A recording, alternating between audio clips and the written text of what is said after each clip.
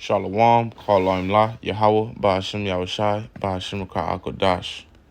Double honors to the apostles and elders of GMS. Shalom to you, Akim, in faith and truth and sincerity. I pray this lesson is edifying and straight to the point. The title of this lesson is reality, man. And what reality is World War III has already begun, man. You know, which is spoken about in the Bible. It's gonna get much worse, and we're only in the beginnings of sorrows. But a lot of people don't know the severity of reality, man, because reality, as we know it here in Babylon the Great, has been fictional for the most part. It has been very comfortable, you know. Ain't nothing fake about, you know, comfortable living, because we're gonna live comfortable in the kingdom and it's gonna be real. But as compared as to the circumstances and the situations around the world, this place is fiction, man. This place is painted. You know, it's like we're in a classroom or a museum or something that, you know, that gets you to go ooh, goo, goo, gaga, you know, because you got 24/7 electricity, you got water, clean water, you know, although it may have, you know, all the poisons in it, for the most part, it's visibly clean and visibly accessible and easily accessible compared to other places where you have to go into a well and you have to walk miles and you have to carry a bucket, so you're limited as compared to here. You got running water, you know, and what, you got your family members, you got roofs over your head, you got actual you know, nice wooded shingled roofs instead of you know, yeah, we can go on and on and on. Cars, train, transportation, clean air, you know, all that good stuff. Food around the clock, restaurants, any block you turn. So this place has become very, and the people have become very docile and out of touch with reality, not understanding that outside of this place is real life circumstances that people deal with on a day-to-day basis and become very comfortable with and normal to. So therefore, you know, when shit hits the fan here, it's gonna go left, because these people are just so used to comfortability, man. You know, they say if electricity was to go out in America in the first few hours or the first 24 hours, majority of people would die, and it makes sense because you got a good portion of people that rely on technology to survive. Those people in the hospitals, on incubators and life support and those kind of machines or whatever. And then, you know, you got those who their daily lives surround around it, you know, to make their convenience.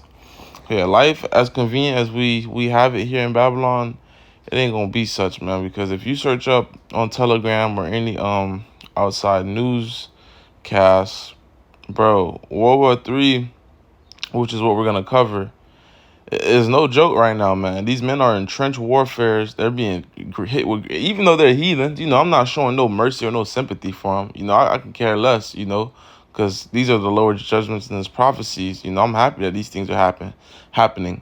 But you know, the people here don't understand that these things are possible to come on this land. They think the Lord just loves Babylon and has so much mercy on Babylon that this place could just never get touched, man. You know, this place believes in their military might so heavily.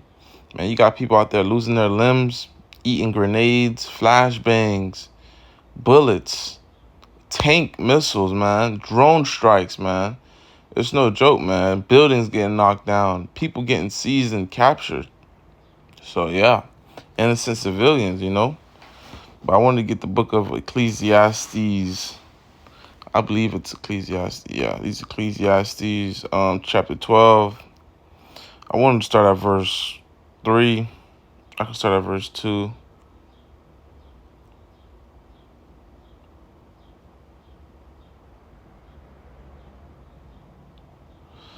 While the sun or the light or the moon or the stars be not darkened, nor the clouds return after the rain, and that day when the keepers of the house shall tremble, the strong men shall bow themselves, and the grinders cease, because there are few.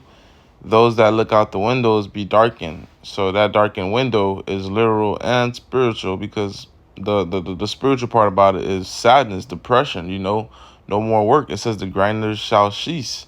What do people say when they're grinding and when they're working and when they're getting into it? They say, I'm on the grind. I'm grinding right now, right? It says the grinders shall cease because there are few. It's gonna be so few that it's not gonna be worth putting forth effort. You know, they're not. It's not gonna be not. That's not gonna be worth pretty much the economy is going to collapse. The rat race is going to stop. No one's going to keep going to their 9 to 5s with a war going on and these different things. And the day when the keepers of the house shall tremble. Who are the keepers of the house? Usually the housewives, right? Your wives, your woman, the mother. The strong men shall bow themselves. They're going to war. They're going to they're going to the draft. They're getting drafted, man. You know. So that literal window being darkened is the suit from the missiles, because the aftermath of these missiles is a lot of debris and a lot of darkened air being spewed into the atmosphere, which is so thick and big and large that in that area it could block any penetrating sunlight. And the doors shall be shut in the streets. When the sound of the grinding is low, he shall rise up at the voice of the bird, and all the daughters of music shall be brought low. So the doors shall be shut in the streets, and the sound of the grinding is low is all of those when you wake up, you hearing engines, trains, school buses, garbage trucks. You hearing horns. You hearing sirens. People are getting to it. It's active, right? The more people, the more noise being made. So it's gonna be less noise being made because it's gonna be less work, man. Less of this rat race going on. A lot of the things people just do, I was talking to my boy the other day. He said, yeah, people are just working to survive. You're not living out here, which is 100% correct. And the dollars of music shall be brought low. And today's music is as worse as it gets. You know, it don't get no more worse than this. But, you know, also, you know, pretty much, which is high and fear shall be in the way among the... That's the point on that, Lord willing. And we're going to get the book of Revelation, chapter 9, verse 6. And in those days shall men seek death, and shall not find it, and shall desire to die, and death shall flee from them. So all those is talking about World War One. You know, it's gonna be the same thing with World War Three, man. I'm sure it was the same thing with World War Two. You know, men don't just want to be out there having their lives on the line knowing you could die. You rather be on a throne, you know, ruling and enjoying the fruits of, you know, your labor or your slaves or whatever the case may be. And to prove that this isn't World War One, Revelation chapter 9, verse 12, one woe is past, and behold, thereafter come two woes more after. And we know World War II already happened, and World War III is, you know, now in the beginning of sorrows. We can get this now, you know, because people are out of touch with reality, man. They don't understand. You know, a lot of these big bodybuilders, you know, they think they got an upper hand, or a lot of these rich men in society, they think they have an upper hand, or a lot of these wise men in society, they think they have an upper hand. All these carnal preppers with guns and jiu-jitsu background and, you know, and food stored up, they think they have the upper hand. But really, those who have the upper hand is those who have the lower hand right now, man. Those who have the lower hand are those who are suffering right now, you know, carrying that, you know, drinking of that cup of the Lord, and carrying that cross, you know, spiritually speaking, which is the elect, man. The elect is the only ones that have the upper hand. The 12, you know, the 144,000, the 1/3. Zephaniah chapter 1, verse 14. The great day of the Lord is near. What is the day of the Lord? The day of the Lord is the day of doom, the day of doom and gloom, and is also the day of salvation, man. It's gonna be a lot going on. When the elect are saved, all the destroying instruments are gonna be poured out. It is near and hasteth greatly, even the voice of the day of the Lord, Yahweh. The mighty men shall cry there bitterly, man. So all your men of war and what do they say?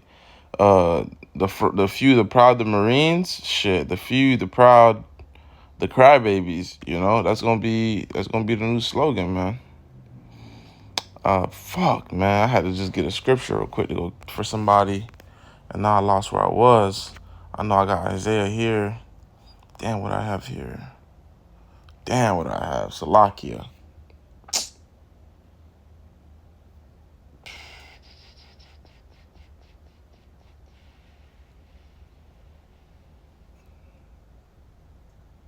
I'll read this for now, Lord, when that comes back to me.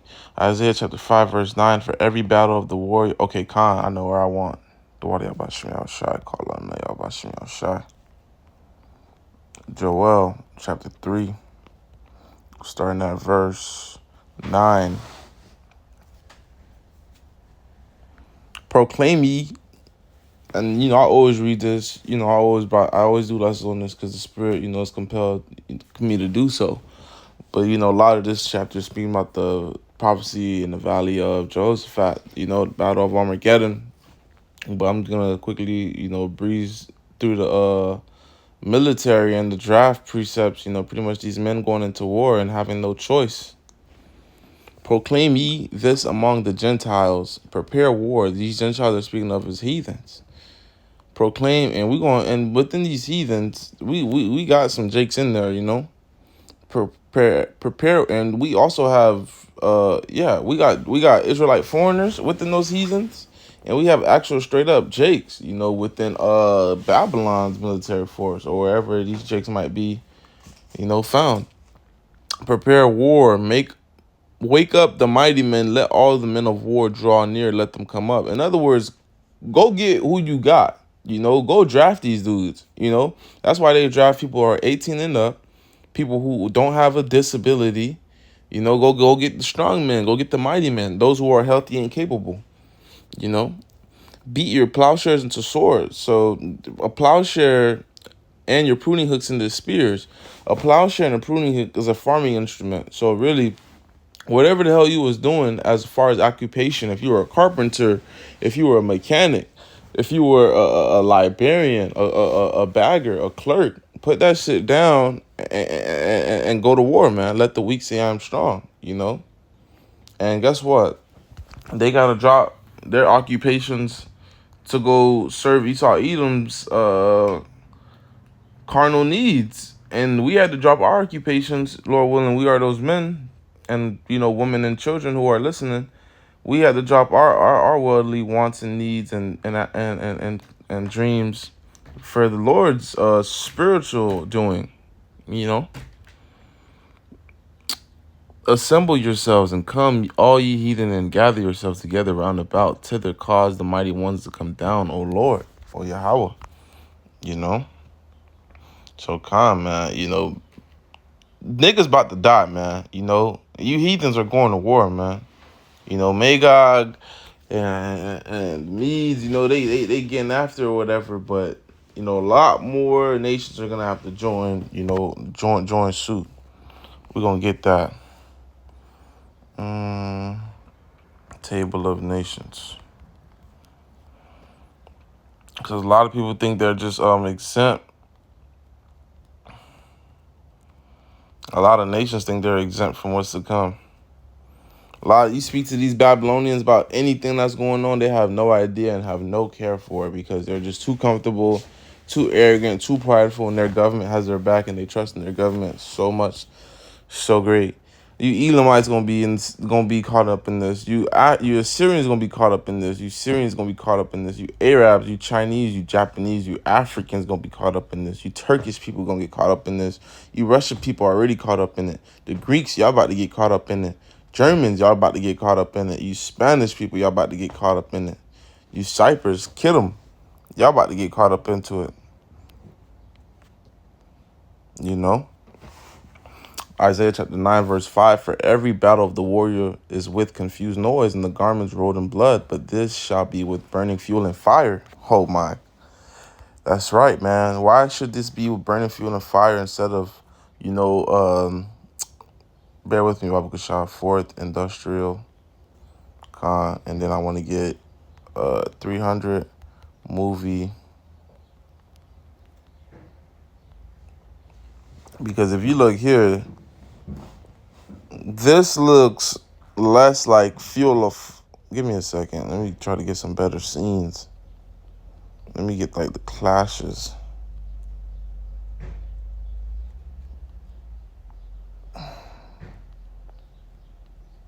I guess this is as best as I'm going to get. So I'm going to stop right here. Okay, Khan, this is beautiful. You don't see too much fuel and fire here, right? You see much more confused noise. They're probably, they got their garments on, and, that usually gets covered in blood, and they're using, ancient weaponry. You know, this is kind of to be today. This would be like low level. This would not be very advanced. And now we look at today, what we have going on is the fourth industrial revolution, which we're in. I'm gonna find a good definition. I had found this last time. Lord, we're not finding it again.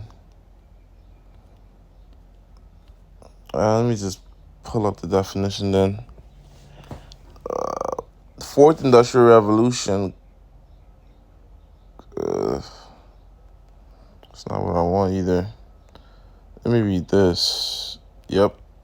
So it's cyber physical systems, Internet of Things, and networks. That's right, man. Because what we're into right now is intercontinental. Look at that, Satan. Intercontinental ballistic missiles, man. Things that can get from one place to another very quickly. Salakia. You know, so these things are gonna be backed and propelled by fuel and fire. You know, these things, when they land, they're not just gonna be messing up garments and bleeding people out. They're gonna be utterly melting elements, man. Things are gonna be decimated. Things are gonna be wrought to naught, man. Things are gonna be beat to powder. Smithereens. Let's get a picture of that and we'll close out with that one. Barakatah Yahweh Bashim Yahushai. Call I'm Yahweh Bashim Yahushai. Double honors to the apostles of GMS. Shalom to Yakim in the faith and truth and sincerity. So this is a picture of smithereens, you know, something like that. And with that, shalom.